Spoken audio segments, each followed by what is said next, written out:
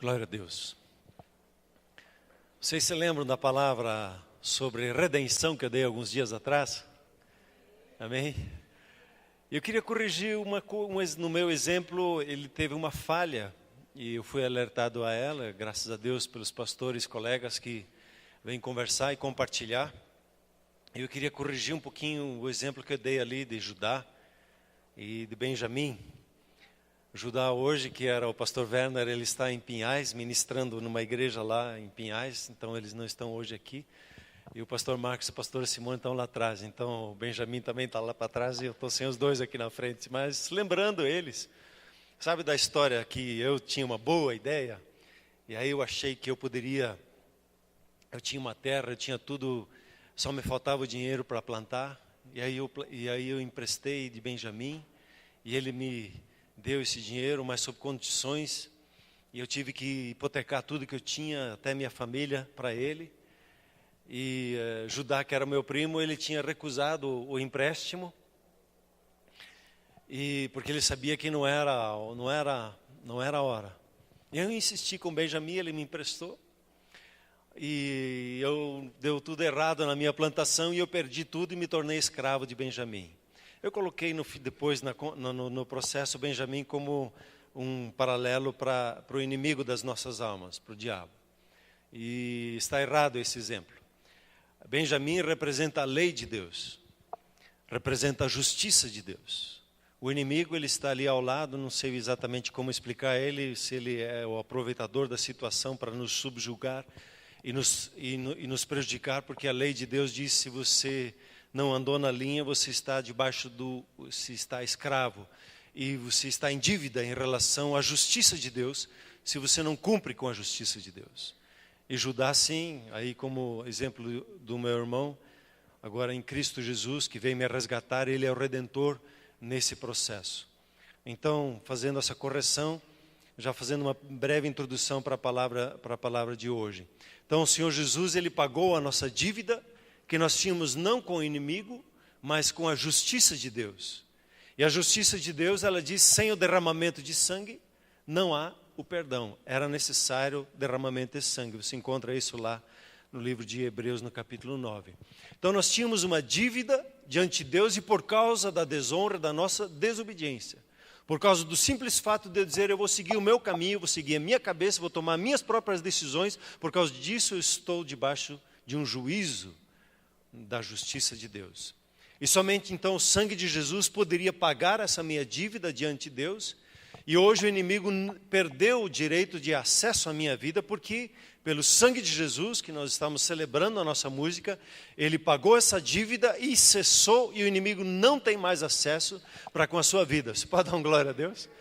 Amém? Então o Senhor Jesus se estabelece pelo fato de ele pagar a nossa dívida diante do nosso Pai Celeste como o nosso Redentor. E aí nós usamos aquela figura, né, do Cristo Redentor, que muitas vezes nós não sabíamos o que era Redentor, e agora eu acho que está mais claro. Hoje eu queria falar com vocês sobre esse tema, interpretando os tempos, compreendendo a obra de Jesus Cristo. Talvez eu seja um pouquinho mais didático, mas eu espero que no processo você vá me entendendo e vá celebrando esse processo. Nós estamos nos aproximando da época do Natal, um tempo de confraternização e de lembrar do nascimento do Senhor Jesus.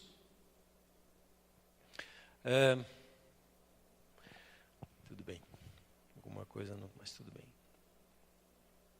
Tá. Então, é uma época de lembrar o nascimento do Senhor Jesus, mesmo sabendo que não é nessa época que o Senhor Jesus nasceu. Ele deve ter nascido na época das festas dos tabernáculos, no momento ali no nosso calendário, setembro, outubro. Então nós estamos também terminando o ano abençoado, e esse é um tempo normalmente para nós, dentro da nossa cultura também, de fazermos as nossas avaliações, como foi o ano. E em nossa leitura da Bíblia, nós precisamos levar em consideração os tempos, porque Deus trabalha por intermédio de tempos que dele mesmo estabelece. E cada tempo tem a sua interpretação e também tem a sua maneira de se relacionar com Deus.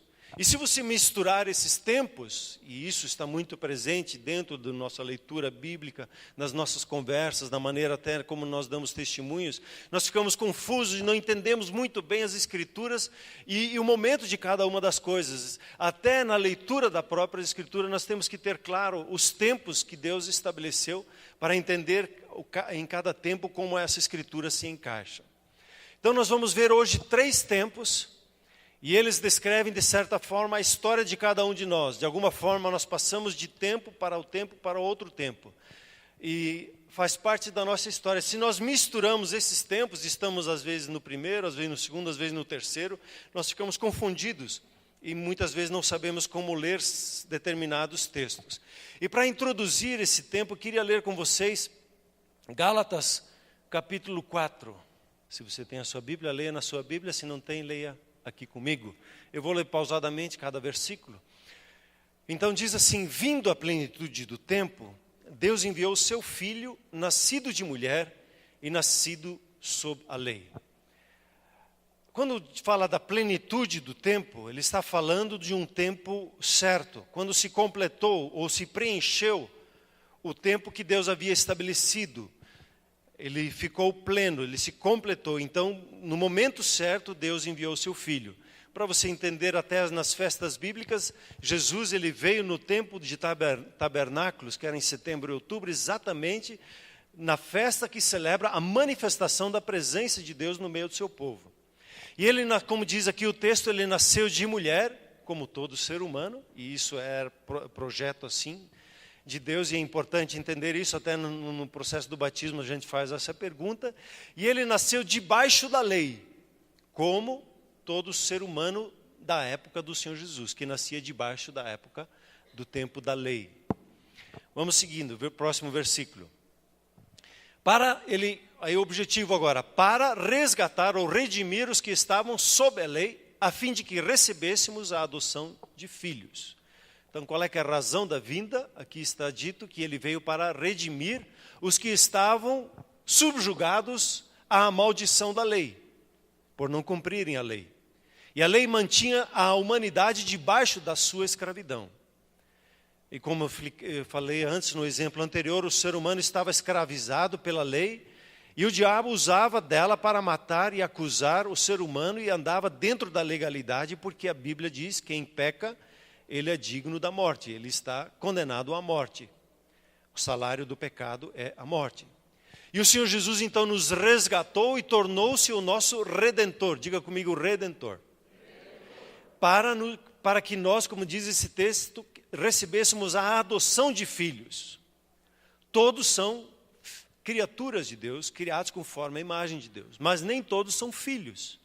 Existe um jargão muito comum entre nós, aqui no Brasil, que todo mundo é filho de Deus, dizendo que todo mundo tem o direito de usufruir e de ser abençoado. Certamente todo mundo tem o direito de ser abençoado, mas é abençoado quem é filho, e não, como diz esse texto aqui, como criatura. Como criatura nós somos participantes das coisas de Deus. Mas o direito de adoção é dado por intermédio de Cristo Jesus. Se quer mais um texto, João 1, 12 e 13. Então Jesus nos deu o direito legal de filiação e podemos usufruir agora o fato de sermos filhos de Deus.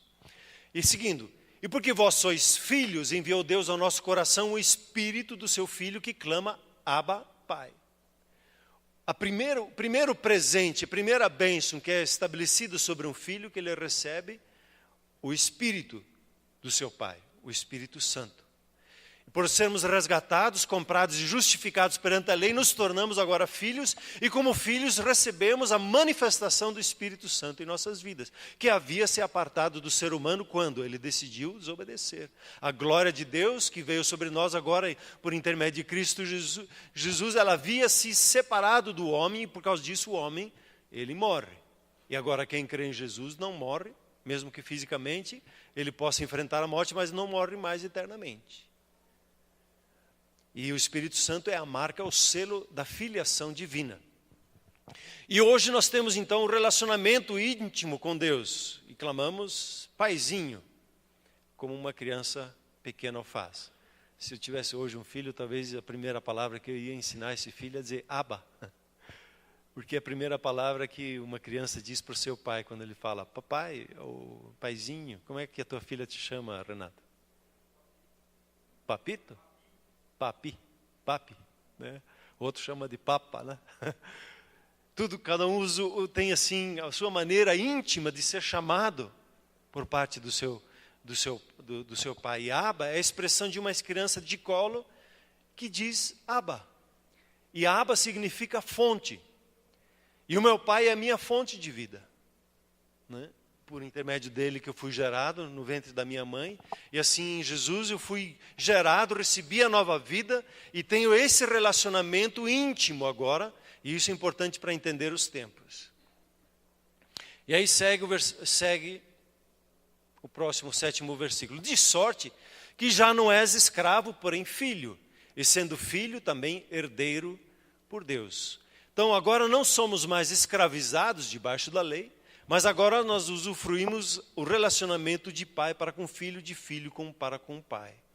Não, nosso relacionamento com Deus não é baseado mais nas leis, mas ele é baseado no relacionamento amoroso. Somos filhos e nada e ninguém pode nos tirar mais desse relacionamento.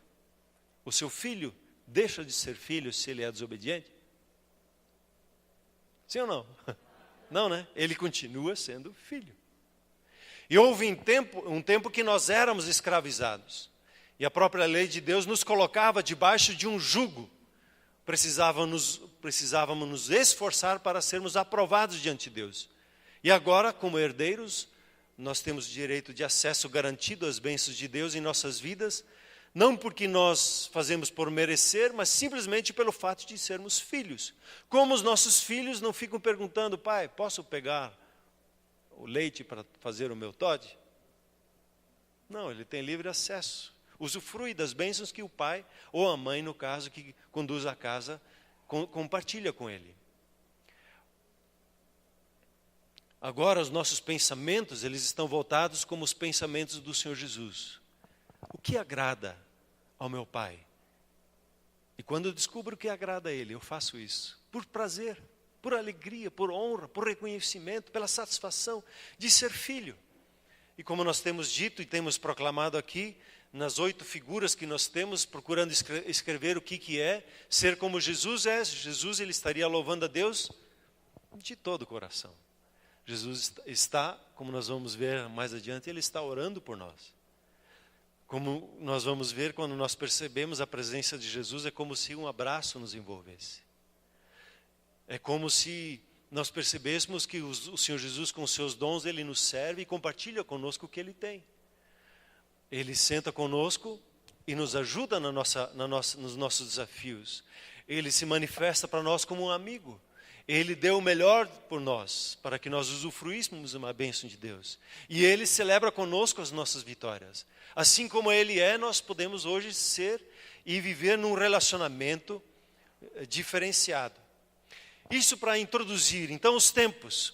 Você vai encontrar na Bíblia, o primeiro período das Escrituras é o período em que a morte, ela reina. É o período da morte. Nós lemos lá vai acompanhando aqui comigo, vou passar rapidamente. Você só anota os versículos, porque senão se fôssemos para abrir cada texto, nós ficaríamos um tempo maior aqui, né? Romanos 5,14 diz assim: entretanto reinou a morte desde Adão até Moisés, mesmo sobre aqueles que não pecaram, à semelhança da transgressão de Adão, o qual prefigurava aquele que há de vir, no caso Jesus. A morte, ela reinou então desse período de Adão até Moisés, e quem governava e quem dominava as pessoas e dizia o que as pessoas tinham que fazer era a morte.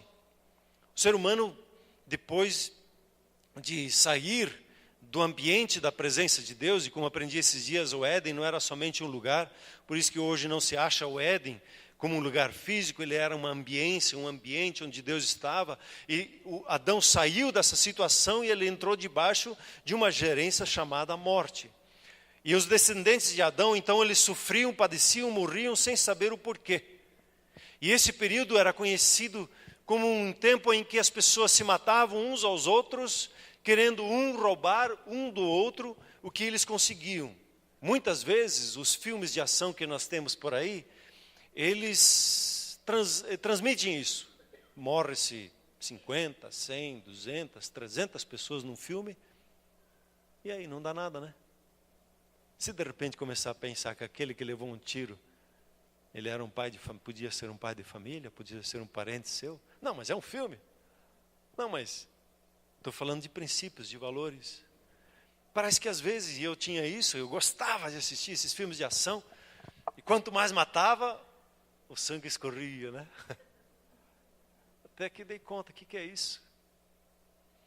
A morte, ela tem essa característica de ter prazer no fato de outra pessoa sofrer dano e ela ser prejudicada e eu sair ganhando. Em Gênesis 6:5 diz assim: viu o Senhor, aí no contexto de Noé, viu o Senhor que a maldade do homem se havia multiplicado na terra e que era continuamente mal todo o desígnio e o propósito do seu coração. As pessoas, elas pensavam em como fazer o mal. A ideia das pessoas na época era o que eu podia fazer pior do que o outro. E isso era uma virtude. Quanto mais malvado, mais a pessoa achava, eles ficavam um herói. Quanto mais tirava sangue do outro, quanto mais cruel era, mais prazer e mais admirado aquela pessoa, mais força ela ganhava diante das outras pessoas. A morte dominava, ela conduzia as pessoas a fazer as mais absurdas barbáries. A violência era presente, a vida era uma questão de sobrevivência, a tristeza, a angústia estavam presentes na vida das pessoas e os mais fracos precisavam se esconder para não, ou se colocar debaixo de alguém mais forte para que esse o protegesse. Havia ódio e rancor em relação à morte de alguém.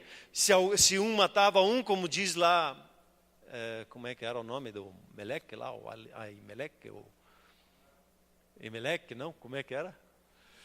Ele diz, não, Caim 7 vezes, se mexer comigo é 70 vezes 7. A vingança, muito maior e muito mais intensa. O que a morte faz? Ela não valoriza a vida de uma pessoa. Hoje, por exemplo, isso está presente em nosso ambiente quando se discute a questão do aborto. O fato de discutir é um sinal de que a morte está reinando. O aborto é uma vida, ela foi gerada. Ela tem todas as características ali na semente que foi depositada e começou a gerar, é vida. Quando é que a gente pode matar? E existem países que já está se discutindo que talvez crianças de 1, de 2, de 3 anos também possam ser mortas ainda não. Está se discutindo leis sobre isso. O fato de se discutir isso é sinal de que a morte está ainda reinando no coração de pessoas.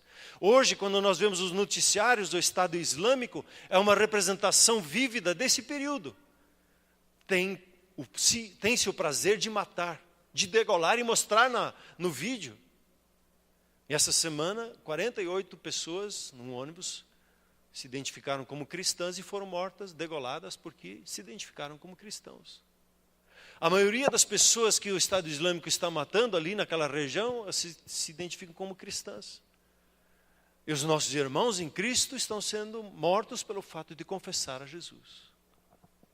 Essa saga por sangue, esse desejo por sangue tem a ver com esse período da morte. O ser humano não sabia porque matava e não tinha noção de que aquilo era errado. Todo mundo faz assim. E Deus vai mostrar então ao homem porque ele vivia assim. E qual a razão de viver debaixo do ódio, do rancor e da ira. As pessoas, elas precisam conhecer a vontade de Deus para entender o que é certo e o que é errado, o que agrada e não agrada a Deus. E as pessoas antes de Jesus não tinham um parâmetro do que era certo e errado. E isso está muito presente em algumas filosofias ao nosso redor. Por que eu devo de fazer o que eu não devo de fazer? Sou livre, faço o que eu quero. Tenho meus direitos. Não está se fugindo de um padrão, de um parâmetro. Cada um vivia segundo o sentimento de ódio e raiva, segundo o que ele via os outros fazendo e fazia pior. E a humanidade então precisava de um padrão do que era da vontade de Deus e o que não era. Um resquício desse período da morte é esse pensamento importante que eu levo vantagem. Se você se lixar, tudo bem. Importante que eu me saia bem. Esse pensamento vem desse período da morte. Bom, aí o segundo. Então nós temos o período da morte de Adão até Moisés. E o segundo período, que é o período da lei, que vem de Moisés até Jesus.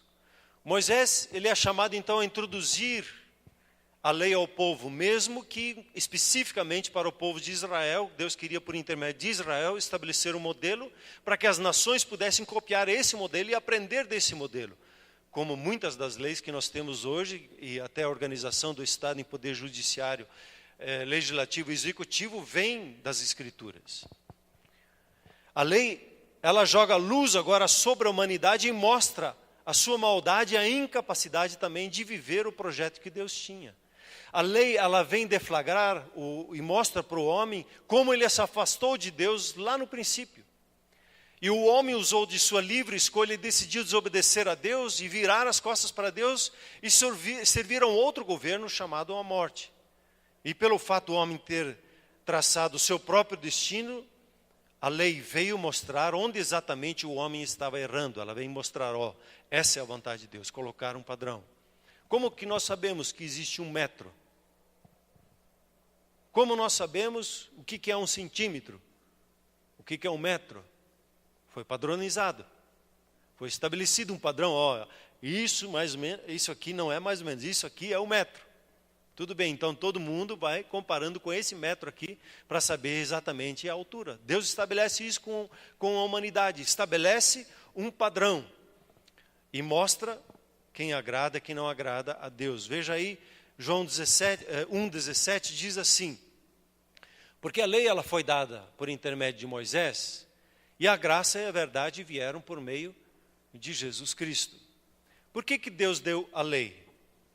Como já disse, para mostrar para o homem por que ele estava morrendo. Sabe por que você é assim, raivoso e desejoso de sangue? Deus dá a lei para dar uma satisfação ao homem. Deus honra o ser humano ao dar aí uma satisfação do que havia e estava acontecendo. Sabe aquela célebre pergunta que as pessoas fazem?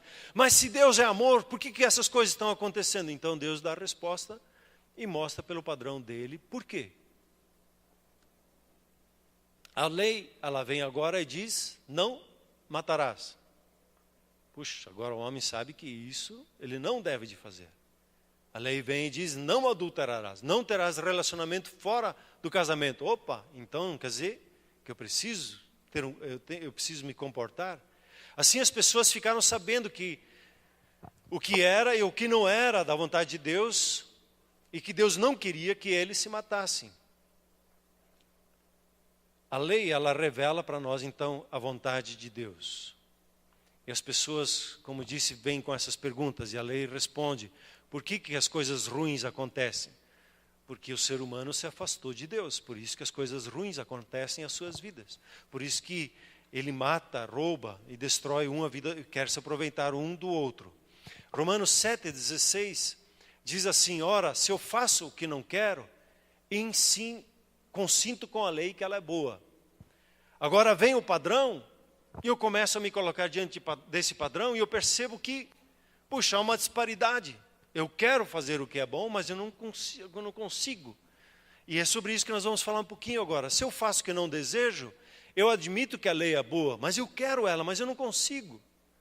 A humanidade, ela sabe que Deus é justo e bondoso e que Ele não aceita a vida praticada no pecado. Que não tem como alguém ter comunhão com Deus vivendo no pecado. Ele não aceita a vida praticada no pecado, e a lei, a expressão da vontade de Deus, ela estabelece limites. E Deus, ele é tão exigente que diz, por exemplo, que se uma pessoa tem relação sexual fora do casamento, seja antes ou durante o casamento, ele é penalizado com a pena capital de morte. Deus põe o padrão e valoriza. E a humanidade, ela toma consciência da vontade de Deus e sabe que porque o ambiente era de morte e desgraça e destruição, começa a ter um entendimento disso. A humanidade sabe que Deus é bom, justo e bondoso, assim Ele se apresenta e não aceita a vida vivida na prática do pecado. Um pouquinho antes aqui em Romanos ele diz assim, que diremos, pois, é a lei pecado? De modo nenhum. Mas eu não teria conhecido o pecado senão por intermédio da lei. Pois não teria eu conhecido a cobiça se a lei dissesse, não cobiçarás. Hoje o nosso mundo consumista, ele é movido pela cobiça. E a Bíblia diz, não cobice. Não deseje as coisas que os outros têm. Seja contente com aquilo que Deus te dá. E assim por diante, né? A lei, ela é boa e ela mostra isso para nós. Antes eu me embebedava e isso era normal. Antes eu dava gorjeta ou passava lá o melzinho, como a turma diz, no guarda lá para ele me liberar. Antes eu pensava que era natural matar e me aproveitar das pessoas, roubava e achava que era inteligente, que a pessoa que entrava em concursos públicos e passava lá, pagava um pedágio para ganhar aquela situação, era normal, todo mundo faz isso, é assim que se faz. Antes eu achava que o negócio era levar vantagem em tudo, mas agora a lei diz, ame o seu próximo como a ti mesmo, faça a ele o que você gostaria que fizessem para você. Trate ele com honra como você gosta de ser honrado. Agora eu sei que sou pecador, eu descobri isso. E descobri que estou transgredindo a lei. E aqui existe uma questão, um problema sério. A lei, ela diz que eu sou pecador, desobediente à vontade santa de Deus, que eu sou incapaz de agradar a Deus. Mas ela não me mostra como vencer o pecado. Ela não me capacita a obedecê-la, ela só me condena. Um exemplo talvez um pouco estranho, é como se eu tivesse que viajar numa estrada. Eu sempre viajei naquela estrada e andava à vontade naquela estrada. De repente veio a lei. E a lei colocou um poste lá e disse 60 por hora. Mas o meu carro, ele tem uma coisa que ele só anda a 100. Eu não consigo controlar, não consigo andar abaixo de 100. Mas a lei me diz que eu passo, se passando de 60, eu sou devedor da lei. E eu quero segurar, mas não consigo. Eu não venço o meu carro. Não consigo, eu tento diminuir a velocidade, mas ele não aceita, ele só anda 100 acima. E o carro não me obedece. A lei, ela diz não adultere, ela diz não cobice, mas ela não me capacita a obedecê-la. Eu preciso me esforçar por mim mesmo para conseguir cumpri-la. E sempre que eu tento, como diz o texto, eu não consigo. Você descobre que não tem forças para obedecer a lei, e isso faz parte do processo. Romanos, ele diz ali, outrora eu vivia sem lei, eu vivia tranquilo, mas sobrevindo o preceito, a lei, reviveu o pecado, e quando o pecado veio a acusação e eu morri. Andando na estrada eu não tinha limites de velocidade, não tinha consciência que eu estava errado. Estava tudo bem aos meus olhos, mas vindo a lei, ela me condena. Eu não estou cumprindo, e a multa é certa, e a prisão é certa. Em 2 Coríntios 3, interessante como Paulo, quando ele olha para Moisés e olha esse período da lei, esse tempo da lei, ele define ele assim: esse ministério da morte gravado com letras em pedra se revestiu de glória, e ele fala como a glória de Deus veio sobre Moisés, resplandecendo no seu rosto. Mas ele identifica aqui o ministério de Moisés como o ministério da morte. Interessante que o sucesso de Moisés era condenar as pessoas. Era ser um juiz sobre elas. Quando elas se sentiam culpadas e dignas do inferno, Moisés havia obtido êxito. Yes! Mais um que tem o sentimento de condenação. Um pouquinho mais adiante ele diz assim: porque se o ministério da condenação foi glória, em muito maior proporção será glorioso o ministério da justiça. Então o êxito de Moisés era trazer a condenação às pessoas. Elas se sentirem culpadas e condenadas à separação eterna de Deus. Em contrapartida, hoje, como vamos ver um pouquinho mais adiante, o ministério de Jesus é chamado aqui como ministério da justiça sobre as pessoas, que tem uma glória muito maior do que do anterior. Em Hebreus ele diz assim: pois a lei ela nunca aperfeiçoou coisa alguma. Por outro lado, se introduz então a esperança superior pela qual nós nos achegamos a Deus. Essa discussão ali em Hebreus 7 sobre a obra da cruz de Jesus, ela é muito interessante. A fraqueza da lei é que ela não me ajuda e não me capacita a vencer o pecado. Ela só diz se está pecando, está pecando, está pecando, está pecando. E ela me mostra o que é correto, mas ela me faz sentir um derrotado. E agora estou consciente, prostrado, sou um fracasso, não consigo agradar a Deus, e todos os que estavam debaixo da lei entraram debaixo de angústia. Eu quero, mas eu não consigo viver o padrão de Deus. E esse texto nos diz que há uma esperança superior que Deus deu para podermos nos achegar a Deus.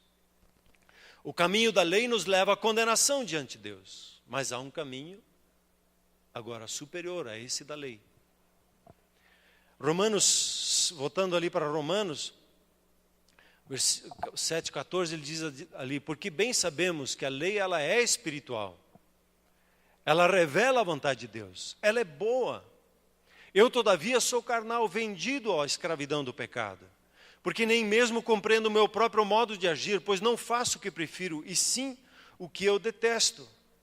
O homem não sabia que estava desobedecendo à vontade de Deus, e ele chega à conclusão que não é capaz de obedecer a Deus. Eu até quero, mas eu não consigo. Muitos usam esse texto aqui porque vivenciam esse momento na sua caminhada cristã, mas não é o estado natural de um cristão. Quase concluindo o capítulo, Paulo faz essa pergunta, e falando não dele, mas da humanidade como um todo: desventurado o homem que eu sou, quem me livrará do corpo dessa morte? Quem vai me ajudar? A conclusão do tempo da lei: eu sou um homem miserável. E a pergunta fica: quem vai me ajudar a vencer? Antes eu vivia sem lei, vivia conforme eu achava que era correto. Vem a lei, ela diz, esse é o padrão. E ela me condena. Mas eu quero, porque é natural para o ser humano buscar a Deus, eu quero ter um relacionamento com Deus. Como é que eu faço? Muitos se tornam religiosos, tentando nesse tempo da lei, tentando agradar e vencer e conquistar. Mas não conseguem, e aí chegam com esse sentimento: puxa, eu tento e tento e tento e nada. A lei ela cumpre o seu propósito ao mostrar ao homem que ele não consegue fazer a vontade, e nenhuma pessoa consegue guardar a lei. Porque a lei ela é tão exigente que ela não espera que você guarde 10%, nem 90%, ela quer 100%, a vida toda. E inclusive no coração, não só na execução. A angústia do homem é, como Paulo diz aqui: miserável homem que sou. Há um peso nas costas, eu reconheço que preciso, eu reconheço que não consigo. E esse é um período que desemboca em frustração. E como então Deus coloca fim a este período? O profeta, ele diz assim: o povo que andava em trevas viu grande luz. E aos que viviam na região da sombra da morte, resplandeceu-lhe a luz. E ele continua dizendo um pouquinho mais adiante: porque um menino nos nasceu, um filho se nos deu, e o governo está sobre os seus ombros, e o seu nome será Maravilhoso, Conselheiro, Deus Forte, Pai da Eternidade, Príncipe da Paz, para que se aumente o seu governo e venha a paz sem fim sobre o trono de Davi e sobre o seu reino. O nascimento de Jesus, ele não é para ser celebrado simplesmente como um bebezinho frágil, com quem você brinca, diz lá bilu bilu. Ele é a solução para a humanidade, para a situação da humanidade. Ele se chama Jesus Cristo de Nazaré, e que veio trazer a restauração. E o nascimento dele não é algo comum, porque inaugurou um novo tempo, chegou à plenitude do tempo, no tempo exato do planejamento de Deus, quando Deus percebeu: agora é o tempo, as pessoas começaram a entender, e agora eu vou inaugurar um novo tempo.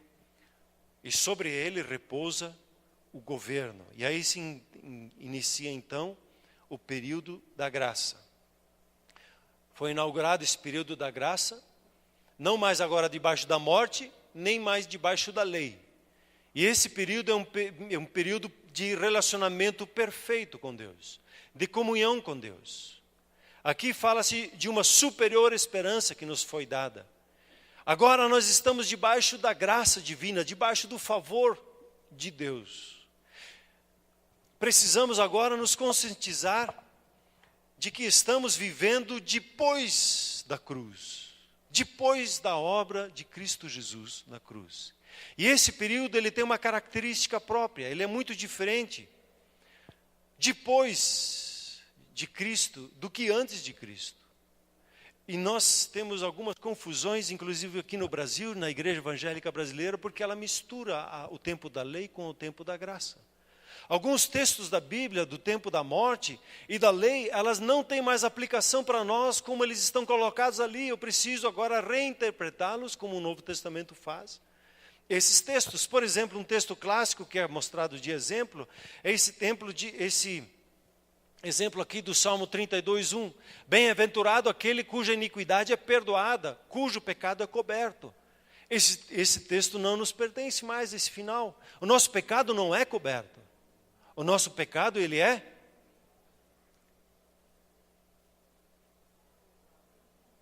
tirado. Ele é aniquilado. Ele é perdoado e quando é perdoado, ele é tirado. Nós somos purificados. Agora nós estamos vivendo depois de Cristo. Então o texto do Antigo Testamento, ele precisa ser interpretado à luz da cruz. Nós precisamos ter uma releitura quando nós lemos os Salmos, especialmente os Salmos que falam das emoções. Eu preciso ler ele a partir de Cristo, e é o que Paulo e a inspiração do Novo Testamento faz. Ele reinterpreta o Antigo Testamento, a partir desse tempo que nós vivemos. Veja que nós estamos falando em João 1:29, quando ele vê a Jesus, João Batista, e Jesus vinha ser batizado com ele, ele disse: eis o Cordeiro de Deus que tira o pecado do mundo. Quando ele menciona o Cordeiro de Deus, todos ali ao redor sabiam o que ele estava dizendo. O Cordeiro de Deus é aquele que toma o pecado sobre si e leva esse pecado embora, ele tira ele da presença de Deus. Ele levou ele embora. Lucas 16:16 diz assim: a lei e os profetas, eles vigoraram até João. Desde esse tempo, ele vem sendo anunciado o evangelho do reino de Deus, e todo homem se esforça por entrar nele. Hoje, o reino de Deus, ele está manifesto na sua vida, na minha vida. Ele está aqui entre nós. Ele se manifesta 100% nas nossas vidas. E nós podemos usufruí-lo, a paz, a justiça, a alegria no Espírito Santo. Até João, ele é o último profeta do tempo da lei e dos profetas. E a Bíblia narra a história da humanidade agora depois de Cristo Jesus. O que aconteceu depois? Romanos 8:3 diz assim: porquanto que fora impossível a lei, no que estava enferma da carne, por causa do nosso egoísmo, por causa dos nossos achômetros, isso fez Deus agora enviando o seu próprio Filho em semelhança de carne pecaminosa, indo tocante ao pecado, e com efeito condenou Deus na carne o pecado. Não era possível para a lei nos justificar diante de Deus. Não era possível pagar a conta, a nossa dívida diante de Deus. Mesmo tentando obedecer somente por intermédio de Cristo Jesus. E ele diz um pouquinho antes ali, agora, quando? Agora, já não há nenhuma condenação para aqueles que estão em Cristo Jesus. Agora, esse tempo em que nós vivemos, esse agora, é desde o tempo em que Jesus morreu e ressuscitou. Agora, não há mais condenação, nós estamos num outro tempo. O que a lei não foi capaz de fazer, agora Jesus fez por nós. A lei nos condenava e Jesus veio nos justificar, declarar justos diante de Deus. Temos cometido o erro de não distinguir esses tempos e falamos como que Jesus não estivesse vindo. Se você orar com kippá na cabeça, então Deus vai ouvir a sua oração. Se você tiver a oportunidade de orar no muro das lamentações, aí sim que Deus vai te atender a oração. Eu preciso guardar o sábado para que Deus se agrade de mim. E não é assim. Essa é uma mensagem que traz jugo da lei sobre a vida de uma pessoa. Deus não vai lhe abençoar porque se você não der o dízimo. Eu sou abençoado não por causa do dízimo, mas por causa de Jesus. Ele é a minha fonte de bênção, por causa dele que meu Pai me abençoa. O dia de descanso e o dízimo são um instrumento para melhorar a minha qualidade de vida e me mostrar e me tornar participante da obra de Deus. Existem dentro do reino de Deus mecanismos que me fazem usufruir das coisas do reino. O dízimo, ele é a participação dos resultados, ele não é a semeadura. Um dia de descanso na semana mostra que a vida não pode ser levada constantemente em tensão. Assim como o músculo não pode ficar tensionado por muito tempo, você na sua vida emocional, no seu trabalho, não pode ficar sob tensão 7 dias por semana. Um dia precisa relaxar diante de Deus, buscar a Deus, precisa entrar no descanso de Deus. Como que entra no descanso de Deus? Rapidamente, a mensagem do ano passado. Primeiro você agradece a Deus por tudo que Ele tem lhe dado. Depois você afirma a sua identidade nele. E depois você olha para diante de você e firma o seu destino nele. Quando você faz isso, e esse é um processo que pode ser alguns instantes, mas no dia de descanso, eu preciso me tomar tempo, 1, 2 horas, se for necessário, para mergulhar e descansar realmente em Deus. Mas, aí, uma outra conversa.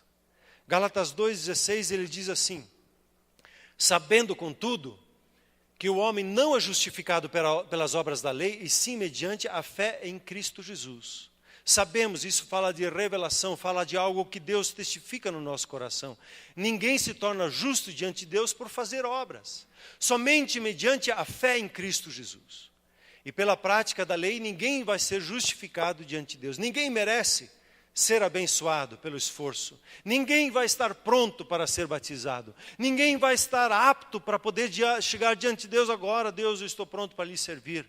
Ninguém vai conseguir dizer por si só, agora sim eu estou qualificado para fazer a obra de Deus. Nunca vai conseguir chegar no padrão de Deus.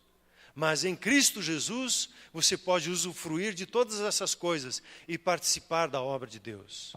Só por intermédio dele. No período da morte, no tempo da morte, esse pensamento é presente. Aquela pessoa não tem jeito. O tempo da morte pensa assim. E o tempo da graça diz o quê? Tudo é possível. Não há situações impossíveis diante de Deus. Toda pessoa pode usufruir a presença, o cuidado de Deus.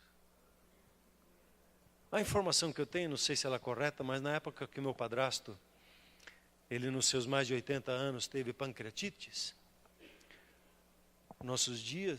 naqueles dias me disseram que somente 2% se salva. O Carlinhos está cuidando do estacionamento. É um milagre ambulante ali. Aproveito para dar um abraço no milagre de Deus. Como Deus está agindo, como Deus faz. Não há situações, não há impossíveis diante de Deus. E nós normalmente limitamos. Quando digo assim, estou no tempo da morte. Quando diz assim, você tem de fazer isso para ser abençoado por Deus, tem de pagar o preço. Essa linguagem é uma linguagem da lei. Eu estou no tempo da lei quando eu penso assim. Eu preciso orar de madrugada no monte e jejuar 3 dias. Aí então eu receberei. Eu preciso dar o dízimo para então ser abençoado. Como disse, o dízimo eu dou porque eu já sou abençoado. E reconheço, como nós vimos, a redenção de Deus na nossa vida. O resultado é fruto, é colheita, é alegria, é satisfação de participar. E quando eu tenho que ir para o lugar tal e tal, para então ser abençoado, como existe agora, você precisa ir para um templo lá em São Paulo, e naquele templo, quando você entrar naquele templo, aí sim que Deus... Tempo da lei. É um tempo da desgraça, não é assim com Cristo Jesus. A graça de Deus te visita onde você está, e se manifesta onde você está. Às vezes nós estamos assim, não há nenhuma condenação na minha vida. Eu estou assentado nas regiões celestiais. Eu sou uma nova criação. Eu estou no tempo da da graça. Você, a graça de Deus diz e olha para você, ela não olha para o seu passado mais. O seu passado está resolvido, está perdoado. A graça olha para o seu futuro, e o seu futuro diz lá que você é como Cristo Jesus. E como Cristo Jesus, você é perdedor ou vencedor? Você é vencedor, você tem a marca dele, a característica dele dentro de você. O DNA dele está em você, o pensamento dele está em você. E por isso você é um vencedor. Não porque a sua própria força, o seu pensamento positivo possa fazer alguma coisa, mas é o pensamento dele que lhe faz um sucesso. Você é um sucesso. E Satanás e seus demônios, eles estão debaixo dos seus pés, porque você está no período da graça. Ele não é páreo. Ele não pode tocar a sua vida, porque você está no tempo da graça, não no tempo da lei. No tempo da lei podia te tocar, porque havia injustiça. Agora, no tempo da graça, o teu pecado está perdoado, você está coberto com o sangue de Jesus. Ele não pode mais tocar a sua vida. E se ele quiser tocar, ele vai sofrer dano. Amém ou não? Adore ao Senhor, sempre com desprendimento, com alegria, cheio de gratidão, porque a graça de Deus te alcançou. Jesus se manifestou para destruir as obras do diabo, para que você tenha vida em abundância, para que você tenha uma vida de êxito. A sua vida está nas mãos do Senhor Jesus e Ele anda com você aonde você se move. Ele é a presença presente na sua vida. Um menino nos nasceu. O governo, ele está sobre os ombros dele. A última palavra sobre a sua vida é Ele quem tem, porque você está debaixo do governo dele. Ter a Jesus como Senhor e Salvador, você está aqui para manifestar o reino dele, e aonde você está, você governa, você domina. Como ele, você cria novas situações, ele lhe dá a palavra, ele lhe dá a visão, você chama a existência, concorda com ele, e você trabalha debaixo de uma dimensão sobrenatural na sua caminhada. Não há impossíveis para aqueles que estão em Cristo Jesus. Para aqueles que estão em Cristo Jesus são mais do que vencedores. A casa de Deus é uma casa onde os vitoriosos se reúnem, se fortalecem para se encorajar uns aos outros e avançar. A casa de Deus, ela não é uma casa de juízo. Ela não é um lugar de condenação. Ela não é um lugar de ficar mostrando a falha do outro. É um lugar, quando mostra a falha, mostra a solução, que é a graça em Cristo Jesus. Queria terminar com o último texto. Queria que você lesse comigo aqui. Que diremos, pois, vai lá comigo, que diremos, pois, à vista destas coisas?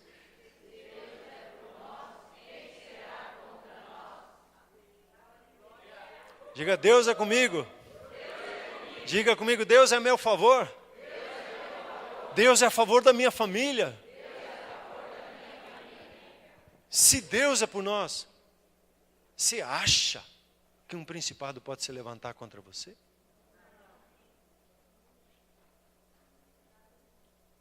Você acha que o Senhor Jesus vai ficar intimidado com qualquer manifestação maligna? Você acha que às vezes as pessoas dizem, não, mas esse projeto não dá certo. O que Jesus diz sobre isso? Continua comigo aqui.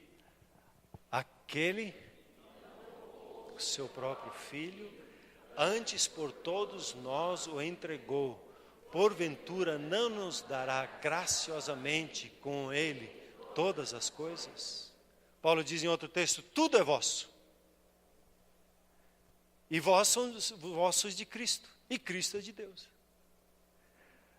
Outro texto ele diz, bendito seja o nosso Deus e Pai, de nosso Senhor Jesus Cristo, que nos tem abençoado com toda sorte de bênçãos espirituais. Nós podemos usufruir, tudo está ao seu dispor. Você não precisa fazer nada para ser abençoado. É só crer em Jesus, é só dizer, obrigado Deus, eu recebo. É só usufruir. É só sentar à mesa e usufruir tudo que Deus tem para a sua vida. Deus, porventura, se Ele deu o Filho dEle por você, não vai dar graciosamente todas as coisas? Continue comigo.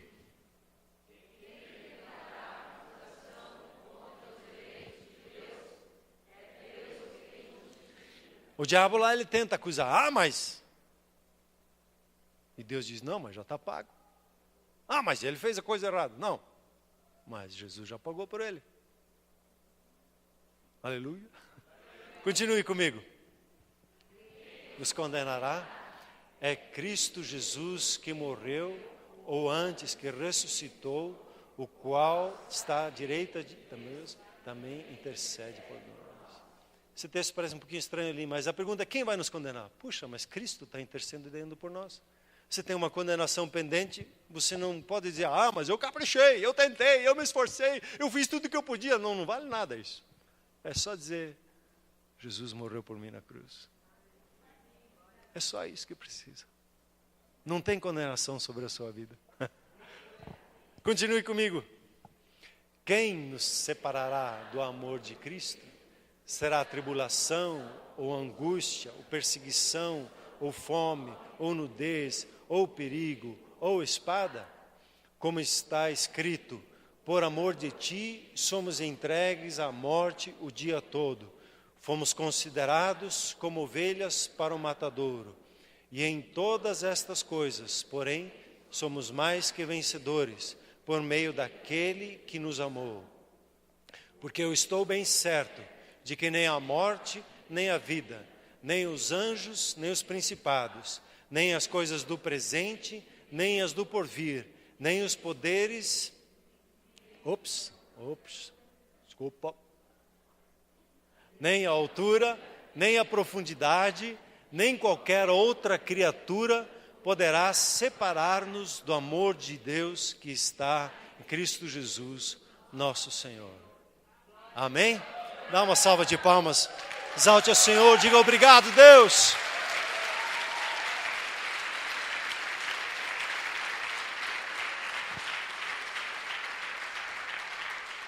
Então vejam bem, para amarrar a ideia final. Interpretando os tempos. Existe o tempo da morte, o tempo da lei e o tempo da graça.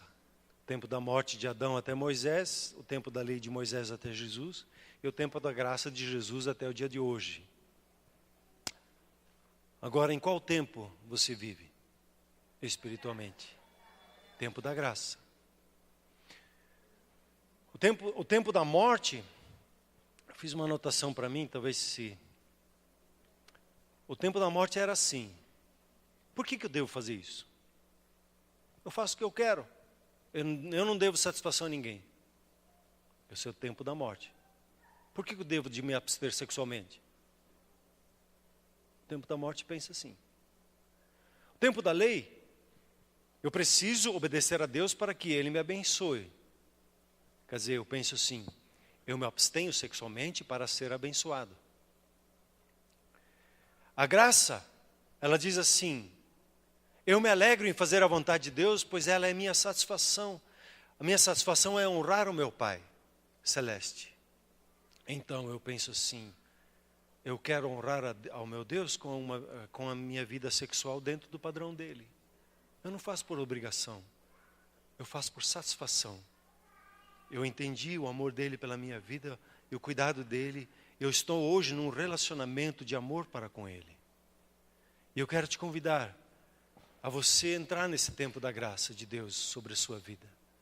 Muitas vezes nós na igreja usamos termos assim, ainda misturados com esse tempo da morte e tempo da graça. Eu ainda tenho luta também de conseguir separar nos meus pensamentos, meus sentimentos. Por isso que eu trouxe uma vez um pouquinho mais didático, para lhe inspirar a viver na graça, para me inspirar a viver na graça, para nos inspirarmos mutuamente a buscarmos esse entendimento de viver na graça.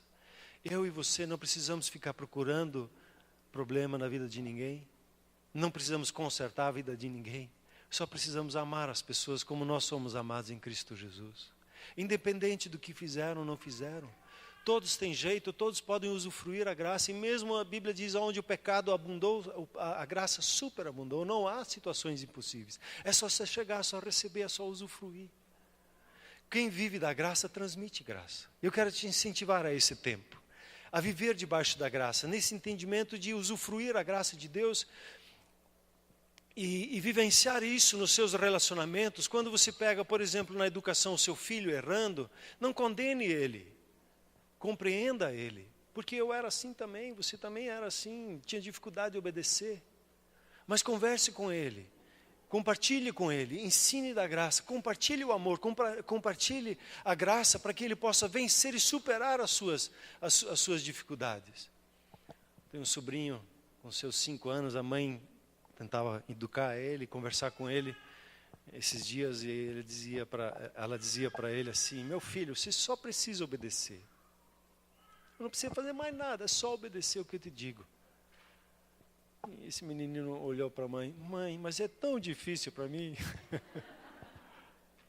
Vem cá, eu vou te ajudar, vamos orar, vamos pedir ajuda para o Senhor Jesus. Aí a graça entra. E ele começa a ter um relacionamento e perceber que Jesus lhe faz um vencedor e supera a si mesmo as suas dificuldades. Esse é o ponto que nós precisamos alcançar, essa maturidade da graça. Ela precisa permear todos os nossos procedimentos e entender o reino de Deus e viver esse reino de Deus com sua totalidade. O Antigo Testamento, ele não é despejado, ele não cai fora, a lei não cai fora no sentido assim, isso aqui não presta. Agora, na visão do reino de Deus, vai mostrar os padrões que Deus estabeleceu e como ele pensa e como ele estabelece as coisas no seu reino, como as coisas são nos céus, assim ele mostrou, é assim. E agora ele inspira e dá entendimento para debaixo da graça, não mais da condenação, mas debaixo da graça, nós entendermos e usufruirmos o padrão, o projeto de Deus para as nossas vidas. Amém, queridos? Alguns, quando entram na graça, eles querem jogar o bebê com a água com o bebê tudo fora, né?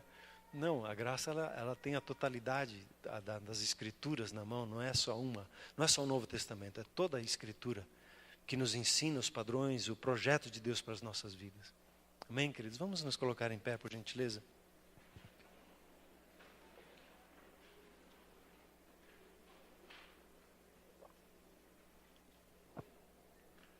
Você que veio hoje aqui e viveu a sua vida debaixo desse tacão da morte, debaixo da opressão da lei, debaixo desse sentimento que você não merece, que você não é digno, eu hoje tenho essa boa notícia para você: venha para o tempo da graça. Jesus já pagou o preço. Você não precisa mais viver sob sentimentos de condenação, de exclusão. O pensamento de Deus é de inclusão, de colocar você para dentro da comunhão dEle, para trazê-lo para perto dEle. E o caminho é a pessoa de Jesus, é como que entrar debaixo dessa cobertura, como hoje você entrou dentro desse templo. Quando você aceita Jesus, você entra dentro desse cuidado de Deus sobre a sua vida. E eu quero te convidar a você abrir o seu coração e dizer: eu entro debaixo dessa cobertura, eu entro debaixo desse cuidado. Quero te convidar aí, junto com a igreja, a fazer uma oração para fazer esse convite. E depois eu gostaria de orar por você pessoalmente. Então, por gentileza, feche os seus olhos e faça a seguinte oração comigo. Querido Pai Celeste, muito obrigado que o Senhor me ama como eu sou e como eu estou. E hoje eu decido a entregar a minha vida nas suas mãos.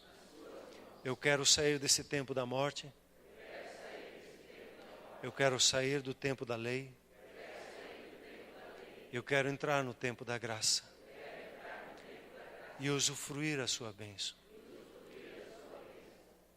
Entra na minha vida e enche o meu coração com o seu amor, com a sua presença.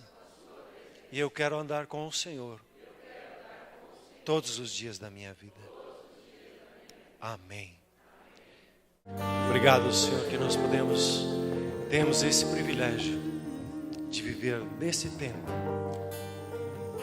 onde há um Deus como o Senhor, onde há um Deus como o Senhor que nos tem amado de tal forma. Bendito seja o Senhor, Deus. Obrigado, Deus, muito obrigado, Deus. Querido Pai, abençoa o teu povo, para que a graça, o entendimento, a revelação da graça entre profundamente no nosso coração, no nosso pensamento. A nossa alma seja impactada por causa da revelação no Espírito do significado da graça para cada um de nós, para as nossas famílias.